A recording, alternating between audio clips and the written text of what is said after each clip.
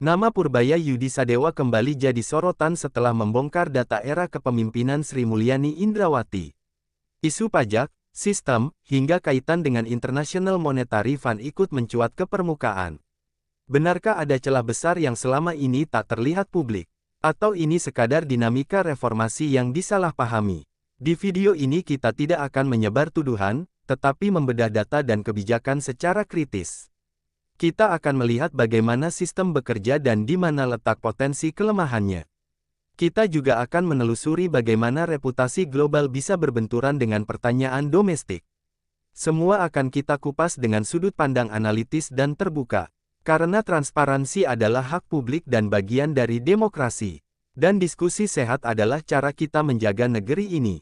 Assalamualaikum warahmatullahi wabarakatuh. Sebelum lanjut, jangan lupa dukung channel ini dengan like dan subscribe agar pembahasan kritis seperti ini terus hadir. Pernyataan tegas datang dari Purbaya Yudi Sadewa ketika ia menyebut ada data lama yang selama ini terkunci rapat. Publik terkejut karena dokumen tersebut disebut berasal dari periode tahun 2016 sampai tahun 2020. Era itu identik dengan kepemimpinan Sri Mulyani Indrawati di Kementerian Keuangan. Isu pajak dan stabilitas fiskal menjadi fondasi narasi pemerintah saat itu. Namun kini muncul pertanyaan baru tentang transparansi sistem. Sorotan publik pun kembali mengarah pada kebijakan lama. Data yang dibuka bukan sekadar angka mentah dalam laporan tahunan. Ada indikasi perubahan nominal pajak yang signifikan dalam beberapa kasus tertentu. Selisihnya disebut mencapai puluhan hingga ratusan miliar rupiah. Perubahan itu memicu pertanyaan tentang mekanisme pengawasan internal. Apakah ini murni kesalahan administrasi atau ada celah sistemik? Narasi pun berkembang menjadi diskusi nasional. Di tengah suasana itu, Purbaya menegaskan bahwa yang dibongkar adalah sistem, bukan personal. Ia menolak tuduhan bahwa langkahnya bermuatan politis. Fokusnya disebut pada perbaikan tata kelola fiskal.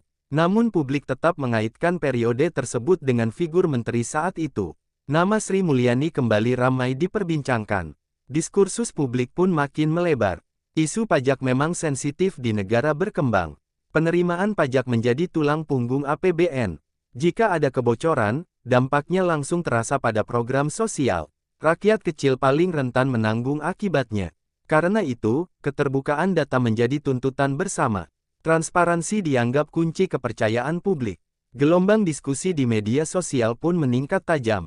Banyak pihak meminta audit menyeluruh atas periode lama. Ada juga yang membela kebijakan fiskal era tersebut. Perdebatan terjadi antara mereka yang percaya pada integritas sistem dan mereka yang meragukannya.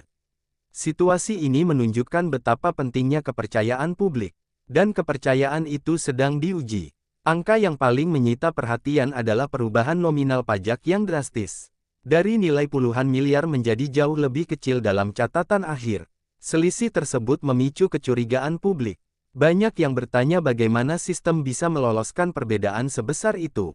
Apakah ada mekanisme koreksi yang tidak transparan? Atau apakah celah regulasi dimanfaatkan? Para analis fiskal mencoba membedah kemungkinan teknisnya. Mereka menyebut revisi pajak bisa terjadi karena sengketa atau banding.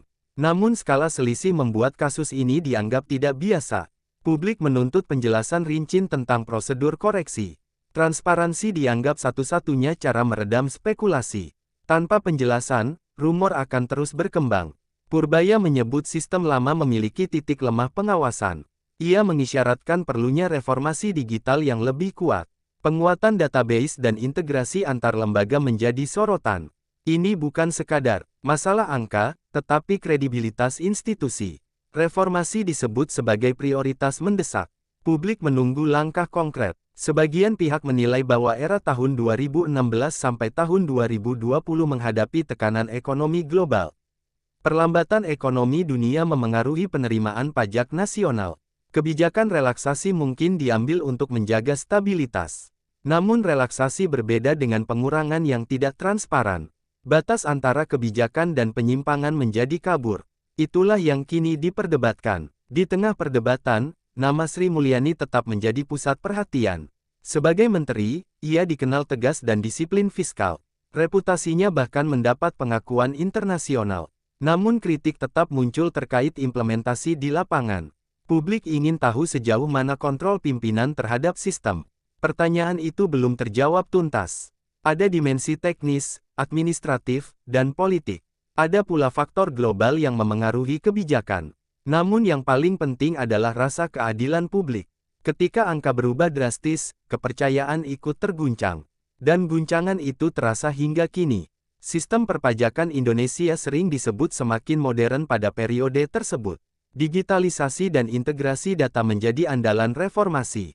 Namun modernisasi tidak selalu berarti tanpa celah. Kebocoran bisa terjadi pada titik yang tidak terduga. Celah itu mungkin kecil, tetapi dampaknya besar. Inilah yang sedang dibahas publik. Purbaya menyatakan bahwa kelemahan ada pada pengawasan berlapis. Jika satu lapis gagal, seharusnya lapis lain menahan. Namun dalam beberapa kasus, pengawasan disebut tidak optimal. Hal ini membuka peluang koreksi besar tanpa alarm publik. Situasi itu memicu kritik keras. Sistem dianggap perlu audit menyeluruh. Sebagian pengamat menilai reformasi pajak masih setengah jalan. Infrastruktur digital belum sepenuhnya solid. Koordinasi antar direktorat belum sempurna. Data besar belum dimanfaatkan optimal. Semua itu bisa menjadi titik lemah. Titik lemah itulah yang kini disorot. Sri Mulyani dikenal sebagai figur reformis sejak era sebelumnya.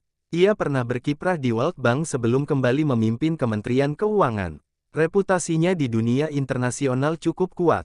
Namun reputasi global tidak selalu menjamin implementasi lokal sempurna. Kritik muncul pada level teknis pelaksanaan. Itulah yang kini diperdebatkan. Masyarakat menilai bahwa sistem harus lebih kuat dari individu. Jika sistem lemah, siapapun pimpinannya tetap berisiko. Purbaya menekankan perlunya pembenahan struktural. Reformasi tidak boleh berhenti pada slogan. Harus ada evaluasi nyata berbasis data. Itulah pesan yang terus digaungkan. Era tersebut juga erat dengan kerjasama internasional. Indonesia aktif berinteraksi dengan International Monetary Fund dan lembaga global lainnya. Kebijakan fiskal sering mendapat sorotan positif dunia. Stabilitas makro disebut sebagai keberhasilan. Namun di balik pujian, kritik domestik tetap ada. Dua narasi berjalan bersamaan. Sri Mulyani kerap mendapat apresiasi global. Ia pernah dinobatkan sebagai salah satu menteri keuangan terbaik dunia. Pujian itu memperkuat citra profesionalisme. Namun publik kini mempertanyakan konsistensi antara pujian dan fakta lapangan. Apakah pengakuan internasional sejalan dengan kondisi domestik? Pertanyaan itu terus bergema. Kerja sama dengan IMF sering dipahami sebagai upaya menjaga stabilitas. Namun sebagian kalangan melihatnya sebagai simbol ketergantungan. Perdebatan ini bukan hal baru di Indonesia. Sejak krisis masa lalu, IMF selalu menjadi topik sensitif. Kini namanya kembali disebut dalam diskusi pajak. Narasi lama pun muncul kembali. Purbaya menekankan bahwa keterbukaan data penting agar publik tidak hanya melihat citra luar. Ia menyebut transparansi sebagai fondasi kepercayaan. Tanpa itu, reputasi global bisa kehilangan makna. Kritiknya diarahkan pada sistem, bukan hubungan internasional. Namun interpretasi publik beragam. Bagi sebagian masyarakat, isu IMF menambah dimensi global pada cerita ini. Mereka melihat kemungkinan tekanan eksternal dalam kebijakan fiskal. Namun belum ada bukti konkret tentang intervensi langsung. Diskusi tetap berada pada ranah analisis. Spekulasi dan fakta bercampur dalam ruang publik. Seiring mencuatnya isu, kritik juga mengarah pada Purbaya. Sebagian pihak menilai pembukaan data bisa memicu instabilitas. Ada yang menuduh langkahnya bermotif politik. Namun ia bersikeras bahwa transparansi adalah kewajiban publik. Ia menolak disebut sebagai pembuat kegaduhan. Fokusnya tetap pada perbaikan sistem. Tekanan datang dari berbagai arah. Media mengangkat isu ini secara masif. Opini publik terbelah menjadi dua kubu. Ada yang mendukung keterbukaan total. Ada pula yang menganggap isu ini berlebihan. Perdebatan makin sengit di ruang digital. Purbaya menyatakan bahwa reformasi tidak bisa setengah hati. Jika ada borok lama, harus dibuka. Menutupinya hanya memperpanjang masalah. Ia menekankan pentingnya akuntabilitas. Sistem harus mampu menjawab pertanyaan publik. Tanpa itu, kepercayaan sulit dipulihkan. Sebagian kalangan elit memilih diam. Mereka menunggu hasil audit resmi. Ada pula yang memberikan pembelaan terhadap kebijakan lama. Nama Sri Mulyani tetap disebut dalam diskusi. Namun belum ada pernyataan detail yang menjawab semua isu. Ruang publik masih penuh tanda tanya. Publik pun mulai menilai siapa yang paling konsisten. Apakah yang membuka data atau yang mempertahankan reputasi? Diskusi tidak lagi hitam putih.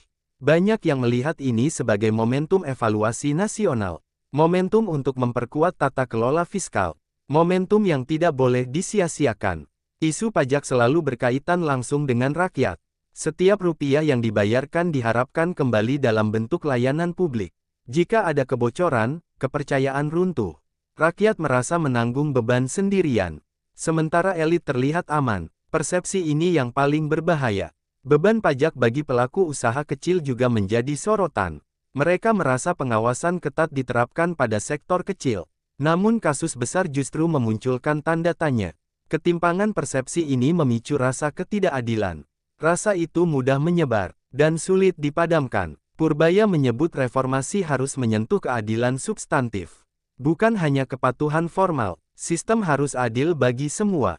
Tidak boleh ada perlakuan berbeda. Prinsip ini menjadi tuntutan masyarakat, dan menjadi ujian bagi pemerintah. Sri Mulyani selama ini dikenal tegas terhadap wajib pajak besar. Namun kasus yang kini dibahas membuat publik ingin klarifikasi. Apakah ada celah yang tidak terdeteksi? Atau apakah prosedur berjalan sesuai aturan? Jawaban itu dinanti, dan waktu terus berjalan. Diskusi pajak akhirnya menyentuh soal moral. Pajak bukan hanya kewajiban hukum. Ia adalah kontrak sosial antara negara dan rakyat. Jika kontrak itu retak, legitimasi ikut tergerus. Inilah yang dikhawatirkan banyak pihak. Ketegangan sosial bisa muncul. Sebagian analis melihat isu ini sebagai bagian dari reformasi internal. Setiap perubahan besar pasti menimbulkan resistensi. Membuka data lama bisa mengusik kenyamanan. Konflik kepentingan mungkin muncul, namun reformasi sering lahir dari keberanian. Keberanian itulah yang diuji. Ada pula yang menilai ini sebagai konflik elit. Perbedaan pandangan tentang arah kebijakan bisa memicu gesekan. Namun publik tidak ingin terjebak pada drama personal. Mereka ingin jawaban substantif. Mereka ingin sistem lebih kuat. Itulah fokus utama. Purbaya berulang kali menekankan bahwa kritiknya berbasis data. Ia menyebut pentingnya audit independen. Transparansi harus diverifikasi, bukan sekadar diklaim. Langkah ini dianggap sebagai upaya objektif. Namun prosesnya memerlukan waktu. Publik menunggu hasilnya. Sri Mulyani tetap menjadi figur sentral dalam narasi ini. Pengalaman globalnya memberi bobot besar pada reputasinya. Namun reputasi juga membawa ekspektasi tinggi.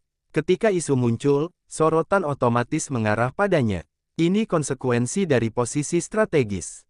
Dan ia memahami itu. Perdebatan publik menunjukkan demokrasi berjalan. Kritik dan pembelaan berdampingan. Media memainkan peran penting dalam membingkai isu. Diskusi terus berkembang, dan setiap hari muncul perspektif baru. Periode tahun 2016 sampai tahun 2020 ditandai berbagai kebijakan fiskal strategis. Pemerintah fokus pada pembangunan infrastruktur besar-besaran.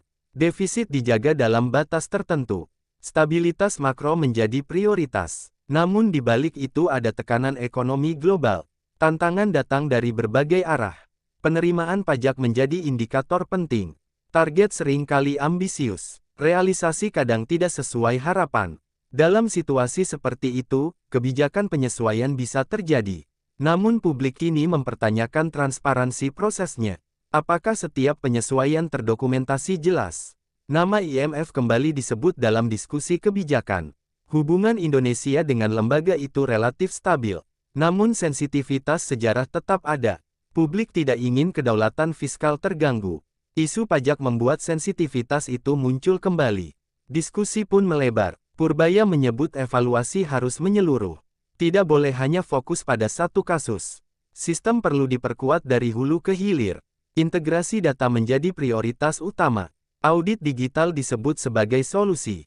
Reformasi disebut tidak bisa ditunda.